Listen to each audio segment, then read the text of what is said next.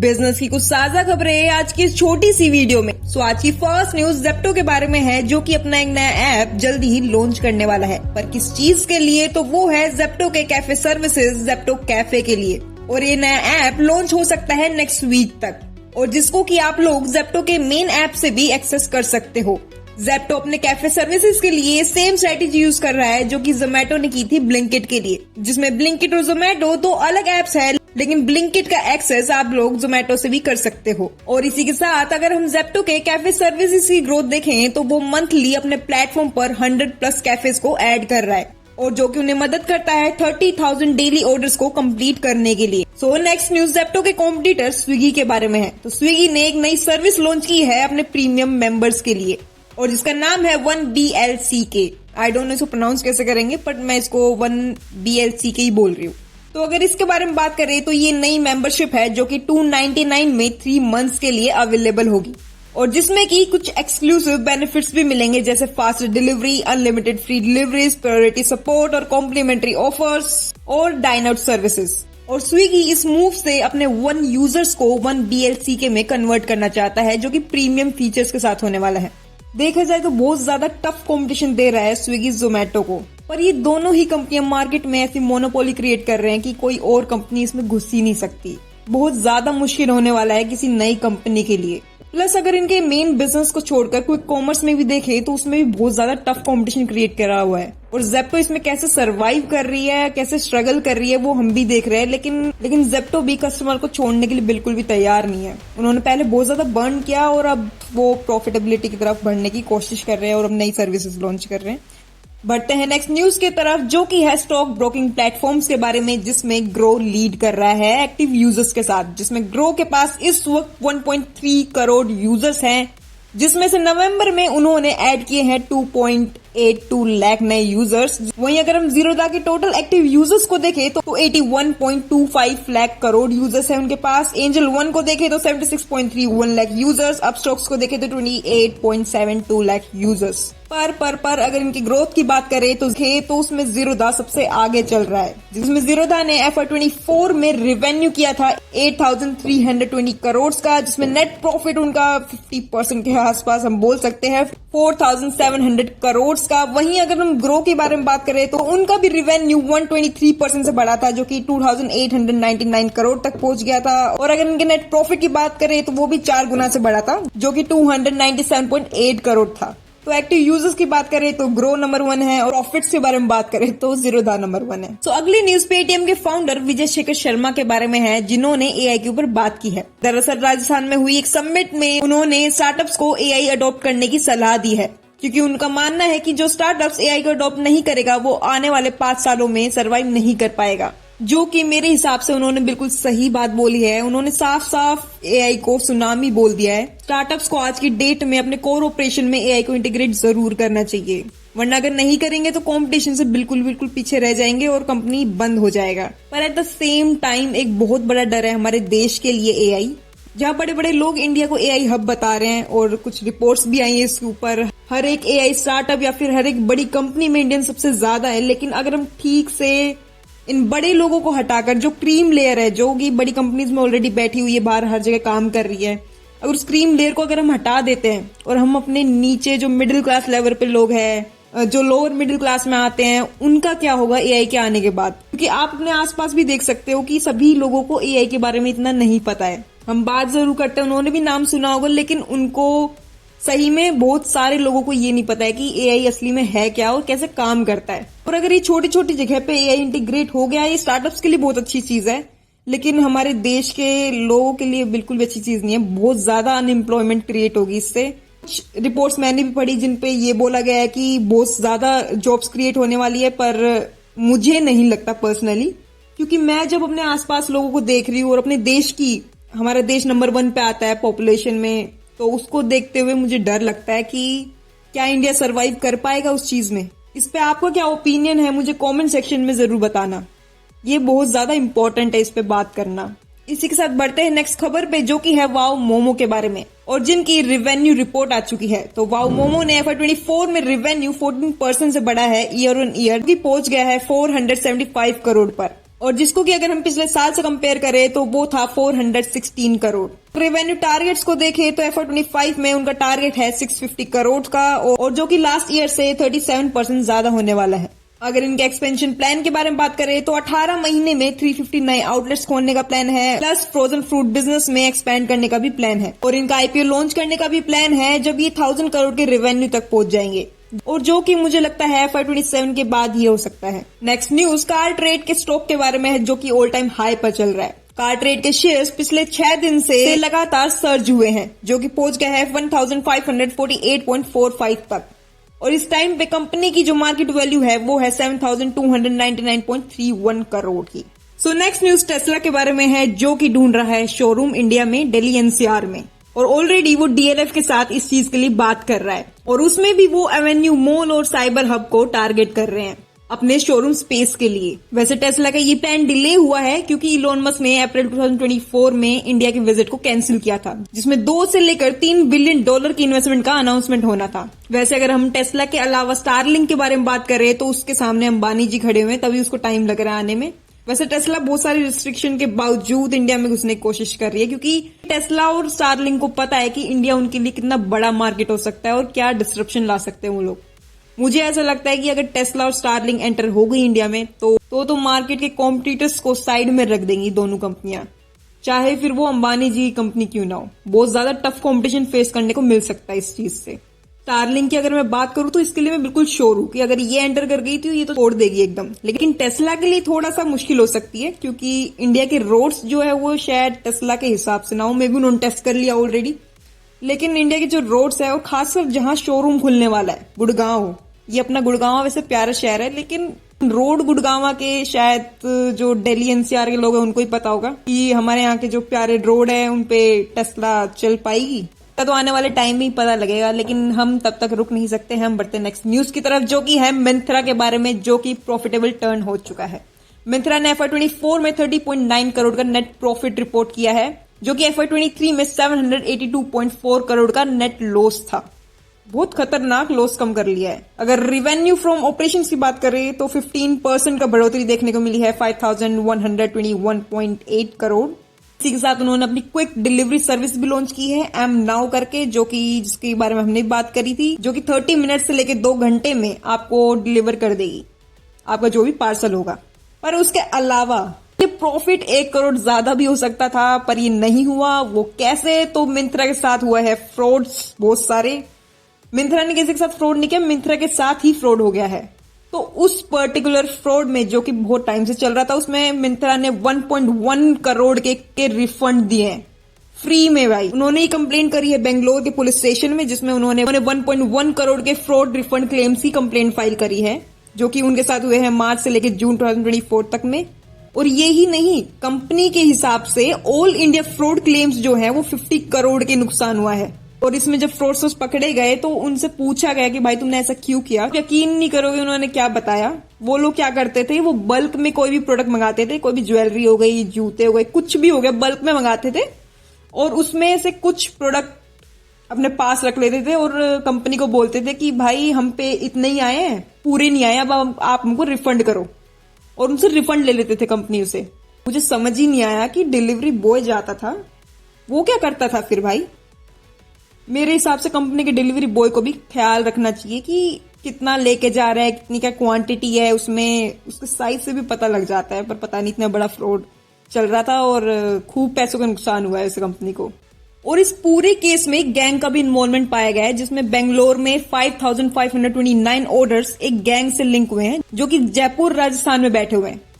वहां से वो लोग ऑपरेट कर रहे थे इस पूरे स्कैम को और जिसमें कि फेक डिलीवरी एड्रेस दिए जाते थे, वहां पे डिलीवर होता था और जैसे मैंने बताया ऐसे से पूरा फ्रॉड करते थे उनके साथ। और ऐसा ही कुछ फ्रॉड जो अगर आपको याद हो तो वो मीशो के साथ भी हुआ था, जो कि हुआ था सूरत गुजरात में, जिसमें कि 5.5 करोड़ का स्कैम हुआ था और 3 लोग अरेस्ट हुए थे उसमें भी। अगर आपके आसपास भी कुछ ऐसा स्कैम वैम हुआ हो या फिर कोई छोटा सा भी स्कैम हुआ हो, वैसे छोटा स्कैम तो एक मोस्ट कॉमन स्कैम है जो कि लोग करते हैं आसपास, और आपने भी देखा होगा कि लोग कोई भी प्रोडक्ट मंगाते हैं, उसको यूज करते हैं और उसको वापस भेज देते हैं। पर अगर आपके आसपास भी कोई ऐसा स्कैम चल रहा हो तो एवरी उसका थोड़ा शॉर्ट में मुझे कमेंट सेक्शन में बता देना कि ऐसे यूनिक स्कैम चल रहा है। हाँ, अगर हम नेक्स्ट न्यूज के बारे में बात करें तो वो है मोबिक्विक के आईपीओ के परफॉर्मेंस के बारे में, जो कि मस्त जा रही है। मोबिक्विक का आईपीओ ओवर सब्सक्राइब हो गया है 10 गुना ज्यादा, जिसमें रिटेल इन्वेस्टर की तरफ से 36.23x ओवर सब्सक्राइब हुआ है, जिसमें 7.81 करोड़ के शेयर बिड हुए हैं 21.58 लाख शेयर्स के लिए। वहीं अगर हम नॉन इंस्टीट्यूशनल बिड के बारे में बात करें तो वो 13.17x से ओवर सब्सक्राइब हुए हैं। QIBs के रिस्पॉन्स की कमी देखी गई, जो कि 0.02x सिर्फ इतना हुआ है। और अगर हम सेकंड डे के सर्च के बारे में देखें तो आईपीओ ने 11.92 लाख करोड़ बिड रिसीव की है। मिड डे तक 10.05x ओवर सब्सक्रिप्शन हुआ है, बहुत बड़े नंबर से हैं। और अगर हम वहीं एंकर इन्वेस्टर्स की बात करें, बड़े इन्वेस्टर्स की, तो वो है 257.4 करोड़। 21 एंकर इन्वेस्टर्स जैसे Morgan Stanley, SBI, HDFC mutual fund से रेस किए गए हैं। इनसेन नंबर है। आपने भी अगर इन्वेस्ट किया है तो एक वीडियो को लाइक जरूर कर देना। भगवान करे आपका नंबर पड़ जाए और आपको ये आईपीओ मिल जाए। न्यूज है Amazon इंडिया के बारे में, जो कि एक नया फंड लॉन्च कर रहा है। जो सेम हमने ये लास्ट न्यूज फ्लिपकार्ट के बारे में लास्ट वीडियो में कवर की थी, वही सेम जो है Amazon भी कर रहा है। ये दोनों कंपनियां सारी चीजें एक साथ ही करती है। जैसे कि अभी भी इन्होंने नया फंड लॉन्च किया है $120 मिलियन का, जो कि स्टार्टअप्स को सपोर्ट करेगा और उसमें इन्वेस्टमेंट करेगा। और इन्होंने भी सेम फ्लिपकार्ट की तरह DPIIT के साथ MOU साइन किया है, जिसमें कि वो इंडिया को ग्लोबल मैन्युफैक्चरिंग हब बनाने के लिए सपोर्ट करेगा। पर इसके अलावा भी Amazon ने पहले बहुत सारे फंड लॉन्च किए हैं, जैसे Amazon संभव वेंचर फंड, जो कि 2021 में आया था, जिसमें $250 मिलियन का फंड लॉन्च किया गया था। और अब $350 मिलियन हो गए हैं टोटल, जो कि D2C, फिनटेक, गेमिंग, मैन्युफैक्चरिंग को कवर करते हैं। तो नेक्स्ट न्यूज भी इन्हीं के बारे में है। तो Amazon ने दिसंबर एंड तक सिलेक्टेड इंडियन सिटीज में क्विक कॉमर्स सर्विस लॉन्च करी है, जो कि पायलट मोड पर थी, जिसमें कि वो ग्रोसरीज और एसेंशियल्स के लिए 15 मिनट डिलीवरी लॉन्च करी थी। और जिसके बारे में हमने बहुत पहले बात करी थी, जब हमने शायद चैनल स्टार्ट किया था, लॉन्ग वीडियो बनानी स्टार्ट करी थी, तब बात करी थी हमने। तो उन्होंने इस पायलट प्रोजेक्ट को एक्सपेंड करने की कोशिश कर रहे हैं। अभी डार्क स्टोर्स भी ओपन कर रही हैं अपने, और अभी इन डार्क स्टोर्स की जो इन्फॉर्मेशन है वो रिलीज नहीं करी गई है। जैसे ही रिलीज होगी आपको इस चैनल पे पता लग जाएगा। तब तक के लिए आप हमारे चैनल को सब्सक्राइब कर सकते हो। ऐसे अगर देखा जाए तो क्विक कॉमर्स में बड़ी बड़ी कंपनियां एंटर कर रही है। जेप्टो तो एक अलग से कंपनी होगी, जो कि जिनको की फंडिंग इतनी ज्यादा मिली थी। पर उसके अलावा मिंत्रा, नाइका, फ्लिपकार्ट, जोमेटो, फोन पे भी ऐसे कॉम्पिटिटर सारे धीरे धीरे करके जो कि क्विक कॉमर्स में घुस रहे हैं। और अब Amazon भी आ रहा है। इसके अलावा अगर हम Amazon के कुछ एक्सपेंशन प्लान के बारे में बात करें, तो क्विक कॉमर्स से हटकर कि मैनेजमेंट का ये कहना है कि अभी भी वो ई कॉमर्स की जो डिलीवरी है उसको नॉन मेट्रो सिटीज में एक्सपेंड करना चाहते हैं, क्योंकि उनका 65% कॉन्ट्रीब्यूशन आता है ग्रेट इंडिया फेस्टिवल सेल से, जो कि नॉन मेट्रो सिटीज से आता है। न्यूज एक ऐसी न्यूज है जो शायद मैं वापस कवर ना करूं, क्योंकि ये 12 ऐसे स्टार्टअप्स के बारे में है जो कि 2024 में बंद हो चुके हैं, जिसमें ब्लू लर्न है, गोल्ड पे है, ग्रीनिक है और इन्वेस्टमेंट है, किंको हेल्थ है। अब मैंने इस न्यूज को क्यों कवर किया है, इन 12 स्टार्टअप्स को, क्योंकि मुझे ऐसा लगता है कि अगर आप किसी की सक्सेस को देख के उससे कुछ टिप्स लेते हो, तो मेरे हिसाब से आपको कुछ ऐसे स्टार्टअप्स भी देखने चाहिए कि वो बंद क्यों हुए हैं, कि फेलियर के पीछे का भी रीजन क्या है। तो इसलिए ही मैंने ये 12 लिस्ट डाली। अगर आप इनके बारे में डिटेल्ड वीडियो चाहते हो, जिसमें कि अगेन टाइम लगेगा, क्योंकि मैं बता रही हूँ मुझे रिसर्च करना पड़ेगा पूरा इसके ऊपर।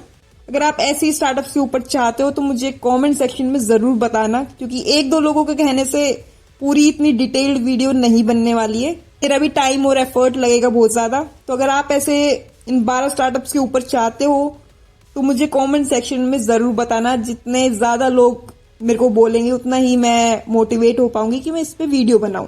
तो चलिए बात करते हैं कुछ इंटरनेशनल न्यूज के बारे में। तो आज की first international news Elon Musk के बारे में है, जो कि $447 बिलियन की नेटवर्थ अचीव कर चुके हैं। इलॉन मस्क का नेटवर्थ इस वक्त $447 बिलियन तक पहुंच गया है, और जिसके साथ वो $400 बिलियन क्रॉस करने वाले पहले व्यक्ति बन चुके हैं, जिसमें सबसे ज्यादा कंट्रीब्यूशन की बड़ी बड़ी कंपनीज कर रहा है, जैसे SpaceX, टेस्ला और उनका AI स्टार्टअप XAI। पर इसके अलावा अगर हम उनके कॉम्पिटिटर जेफ बेजोस के बारे में बात करें या फिर मार्क जकरबर्ग के बारे में बात करें, तो जेफ बेजोस इस वक्त $249 बिलियन पर है, और मार्क इस वक्त $224 बिलियन के साथ है। कोई नहीं, अडानी जी भी वापस आ रहे हैं धीरे धीरे करके।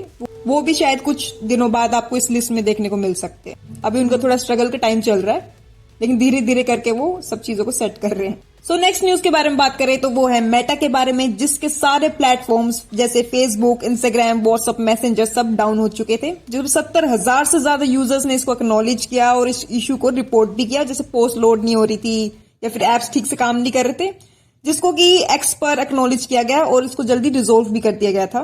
पर इसी के साथ चैट जीपीटी भी डाउन था, जिसको भी बहुत सारे यूजर्स ने एक्नॉलेज किया और कंपनी को रिपोर्ट भी किया और वो भी जल्दी से ठीक कर दिया गया था। तो ये बस इतनी ही न्यूज थी। बढ़ते हैं नेक्स्ट न्यूज की तरफ, जो कि है ओपन एआई के सोरा के बारे में, जिस पर अगेन शक किया जा रहा है कि उन्होंने फिर से कॉपीराइटेड कंटेंट को यूज किया है, जो कि स्ट्रीमिंग प्लेटफॉर्म ट्विच से रिलेटेड है। हाल ही में अगर आपने हमारी न्यूज को फॉलो किया हो तो हमने कितने सारे केसेस कवर किए हैं ओपन एआई के, जिसमें एएनआई इंडिया से या फिर न्यूयॉर्क की या यूएस कितनी सारी न्यूज मीडिया कंपनी ने इनके ऊपर कॉपीराइटेड कंटेंट के लिए लीगल केसेस किए हुए हैं और कितने सारे लीगल चैलेंजेस को इस वक्त फेस कर रहे हैं। और उसका ही अगेन फिर से उनका नया एग्जाम्पल है सोरा, जो कि उन्होंने अभी लॉन्च किया था। उस पे भी शक किया जा रहा है इस चीज के लिए। बढ़ते हैं नेक्स्ट न्यूज की तरफ, जो कि है टेलीग्राम के बारे में। तो टेलीग्राम किस चीज के लिए फेमस है ये आप सभी को पता ही है, पर उसके अलावा एक और नया स्कैम जुड़ गया है जो कि क्रिप्टो से रिलेटेड है। So Telegram verified bots use करके scammers crypto stealing malware spread कर रहे हैं, और जिसमें कि स्कैमर्स एक्स अकाउंट का यूज कर रहे हैं, टेलीग्राम के चैनल का यूज कर रहे हैं और बोट्स का यूज किया जा रहा है नॉर्मल लोगों को स्कैम करने के लिए। सो नेक्स्ट न्यूज गूगल के बारे में है, जो कि खुले में आकर ये बोल रहा है कि माइक्रोसॉफ्ट और ओपन एआई की डील मत होने दो। तो गूगल ने यूएस गवर्नमेंट से माइक्रोसॉफ्ट और ओपन एआई की एक्सक्लूसिव डील पर इंटरवीन करने को साफ साफ बोला है, जिसमें उन्होंने फॉर्मल मेल भी की है उन्हें, और जिसकी वजह से एफटीसी यानी कि फेडरल ट्रेड कमीशन यूएस का अब माइक्रोसॉफ्ट के बिजनेस प्रैक्टिस पर इन्वेस्टिगेशन कर रहा है। अब ये डील किस बारे में है, तो ये है ओपन एआई के models like chat GPT models और रिलेटेड सर्विस को होस्ट करने के लिए माइक्रोसॉफ्ट के अजोर पर, जो कि उनका क्लाउड प्लेटफॉर्म है, और जिसकी वजह से कस्टमर को कॉस्ट भारी पड़ सकता है, ऐसा गूगल का क्लेम है। वैसे अगर देखा जाए तो कस्टमर का तो सिर्फ नाम यूज कर रहा है वो, उनके लिए बहुत ज्यादा मुश्किल हो जाएगा, क्योंकि फिर मोनोपोली क्रिएट होने का चांसेस पूरे हैं। इसके अलावा अगर हम बात करें एप्पल के बारे में, तो एप्पल पे एक नई कंट्री में लॉन्च हो चुका है जिसका नाम है इजिप्ट। तो अब से इजिप्ट में एप्पल पे को यूज किया जा सकेगा यूजर्स के द्वारा। सो नेक्स्ट न्यूज एक बड़ी न्यूज है, यूरोप के बारे में है, जो कि कुछ नए रूल्स एंड रेगुलेशंस लेके आया है स्मार्ट डिवाइसेस के लिए, जिसमें मैन्युफैक्चरर को स्मार्ट डिवाइसेस के लिए साइबर थ्रेट से बेटर प्रोटेक्शन इंश्योर करनी होगी, डिवाइसेस को सिक्योर सॉफ्टवेयर अपडेट और अनऑथोराइज एक्सेस से प्रोटेक्शन देनी होगी, आईओटी डिवाइसेस के वल्नरेबिलिटी रिड्यूस करने का मेन ऑब्जेक्टिव होगा, और जो कि साइबर क्रिमिनल्स को टारगेट बनाता है। यूरोप देखा जाए तो एक के बाद एक नए रूल लेके आ रहा है, अपनी इकोनॉमी को इम्प्रूव कर रहा है। ऐसा ही सेम स्मार्ट डिवाइसेस के लिए रूल इंडिया में भी लेके आना चाहिए, पर इसके लिए एक नया कैंपेन लॉन्च किया गया है, गवर्नमेंट की तरफ से नहीं, मेटा की तरफ से। हॉलीडे स्कैम को टैकल करने के लिए एक नया कैंपेन लॉन्च किया है। मेटा ने अपने प्लेटफॉर्म पे हॉलीडे सीजन स्कैम को कंट्रोल करने के लिए एक ग्लोबल कैंपेन लॉन्च किया है, जैसे Facebook market place, WhatsApp, Instagram पे नए सेफ्टी फीचर्स को ऐड भी किया जाएगा, और इनके मेजर्स में इनहेंस फ्रॉड डिटेक्शन टूल्स और बेटर रिपोर्टिंग सिस्टम शामिल होंगे। मेटा का एम है कि यूजर्स को ऑनलाइन शॉपिंग स्कैम से बचाना और अवेयरनेस को रेज करना, और इसी के साथ ऑनलाइन एक्सपीरियंस को भी इनहेंस करना। इसके अलावा मेटा के प्लेटफॉर्म इंस्टाग्राम के बारे में बात करें तो उन्होंने एक नया फीचर को रोल आउट किया है। अब इंस्टाग्राम ने ट्रायल रील के नाम से नया फीचर इंट्रोड्यूस किया है, जो कि क्रिएटर्स को नॉन फॉलोअर्स के साथ कंटेंट टेस्ट करने का ऑप्शन देता है। इसमें क्रिएटर्स को 24 आवर्स में एंगेजमेंट डेटा दिखाकर डिसाइड करा सकता है कि ये रील शेयर करनी है या नहीं। अच्छा फीचर है वैसे ये, और इस फीचर से क्रिएटर को नया कंटेंट स्टाइल एक्सप्लोर करने का भी चांस मिलेगा बिना फॉलोअर बेस पे इम्पैक्ट डाले, जो कि एक अच्छी चीज है, और अच्छी चीज है भी नहीं। अगर आपने हमें इंस्टाग्राम फॉलो नहीं किया है तो इंस्टाग्राम पे भी आओ भाई, मैं लिंक डिस्क्रिप्शन में दे दूंगी, वहां का सपोर्ट भी करो। वहां पे भी अच्छी अच्छी रील्स आती हैं, कुछ न्यूज जो है वहां पे पहले शेयर हो जाती है इस चैनल पे आने से पहले, तो आप आके हमें वहां फॉलो कर सकते हो। So next news UK court के बारे में है, जिसने ब्लॉक कर दिया है गूगल के प्राइवेसी सूट को। तो यूके कोर्ट ऑफ अपील ने गूगल के डीप माइंड के अगेंस्ट प्राइवेसी केस को डिसमिस कर दिया है। पर ये केस किस बारे में था, तो ये केस था गूगल के डीप माइंड के बारे में, जिस पे इल्जाम लगाया जा रहा था कि वो यूजर्स का डेटा मिसयूज कर रहा है। और यूके कितना स्ट्रिक्ट है अपने यूजर्स के डेटा को लेकर, ये आप सभी को पता ही होगा अगर आप कुछ टाइम से न्यूज को फॉलो कर रहे हो तो। सो लास्ट न्यूज एफएनआई के बारे में है, एफएनआई के क्वेश्चंस के बारे में है, जिसको अटेंड करके जरूर जाना। इसके अलावा स्पेशल शाउट आउट टू समर्थ, जिन्होंने हमारी लास्ट वीडियो के सभी क्वेश्चन का जवाब सही दिया था। तो थैंक्स टू हिम कि उन्होंने पूरी वीडियो को ठीक से देखा और सारे क्वेश्चंस का सही से जवाब दिया। एंड इसके अलावा आज के कुछ फन क्वेश्चन आपकी स्क्रीन पर ये रहे।